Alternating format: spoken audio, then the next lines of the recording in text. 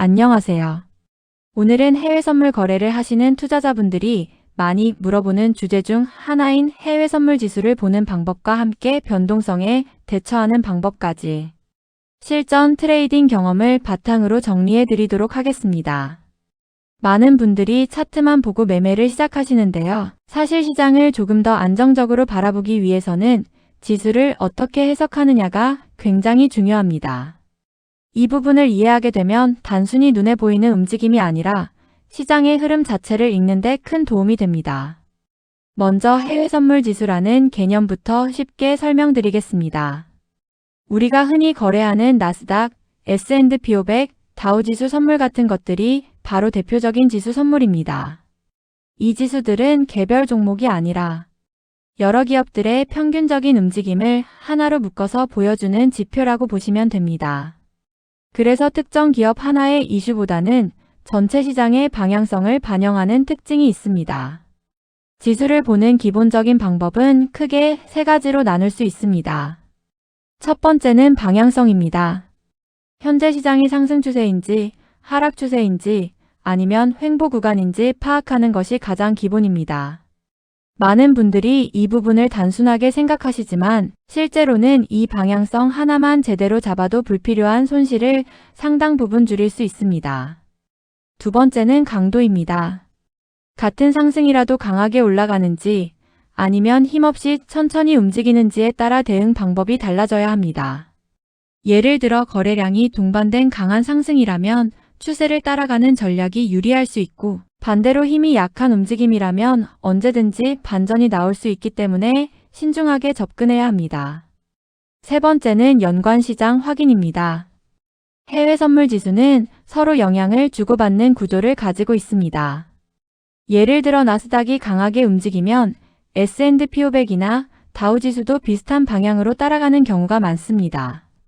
반대로 서로 다른 방향으로 움직이는 경우에는 시장에 혼란이 있다는 신호로 볼 수 있습니다. 이런 흐름을 함께 체크하는 것이 굉장히 중요합니다. 이제 변동성에 대해 이야기해 보겠습니다. 해외 선물 시장에서 변동성은 기회이면서 동시에 가장 큰 리스크입니다. 특히 경제지표 발표나 금리 관련 뉴스가 나오는 시간에는 평소보다 훨씬 큰 움직임이 발생할 수 있습니다. 이때 준비가 되어 있지 않으면 순식간에 손실이 커질 수 있습니다. 변동성에 대처하는 첫 번째 방법은 진입 타이밍 조절입니다.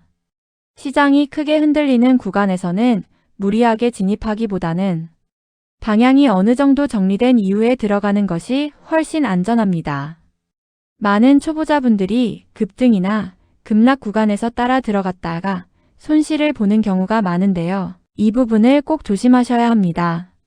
두 번째는 손절 기준 명확화입니다. 변동성이 큰 시장에서는 손절이 늦어질수록 손실이 눈덩이처럼 커질 수 있습니다. 따라서 진입 전에 반드시 손절 가격을 정해두고 그 기준을 철저하게 지키는 것이 중요합니다. 이건 단순한 선택이 아니라 생존을 위한 필수 조건이라고 보셔야 합니다. 세 번째는 포지션 크기 조절입니다. 변동성이 커질수록 계약수를 줄이는 것이 기본적인 대응 방법입니다. 같은 방향을 보더라도 포지션이 크면 작은 흔들림에도 심리적으로 흔들리게 되고 결국 잘못된 판단으로 이어질 가능성이 높아집니다. 반대로 포지션을 줄이면 시장을 훨씬 여유 있게 바라볼 수 있습니다. 네 번째는 시간대별 전략입니다. 해외 선물 시장은 시간대에 따라 움직임이 크게 달라집니다.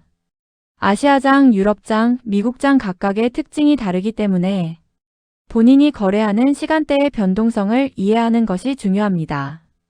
특히 미국장이 열리는 시간에는 거래량이 급증하면서 방향성이 크게 나오는 경우가 많기 때문에 이 구간에서는 더욱 신중한 접근이 필요합니다.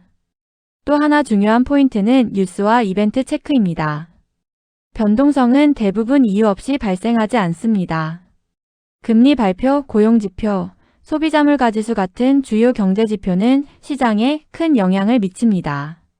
따라서 이런 일정들을 미리 확인하고 대응 전략을 세우는 것이 안정적인 매매로 이어집니다. 실전에서 활용할 수 있는 팁을 하나 드리자면 변동성이 큰 구간에서는 수익보다 리스크 관리에 집중하는 것이 훨씬 중요합니다. 많은 분들이 큰 움직임에서 큰 수익을 노리다가 오히려 손실을 보는 경우가 많은데요. 이럴 때일수록 욕심을 줄이고 안정적으로 대응하는 것이 장기적으로 훨씬 좋은 결과를 만들어냅니다. 정리해보면 해외 선물 지수는 단순히 숫자를 보는 것이 아니라 시장의 방향성과 강도 그리고 연관성을 함께 해석하는 것이 중요합니다.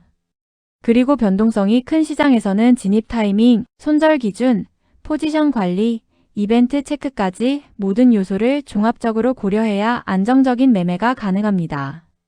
오늘 말씀드린 내용을 잘 활용하신다면 시장을 보는 시야가 훨씬 넓어지실 겁니다.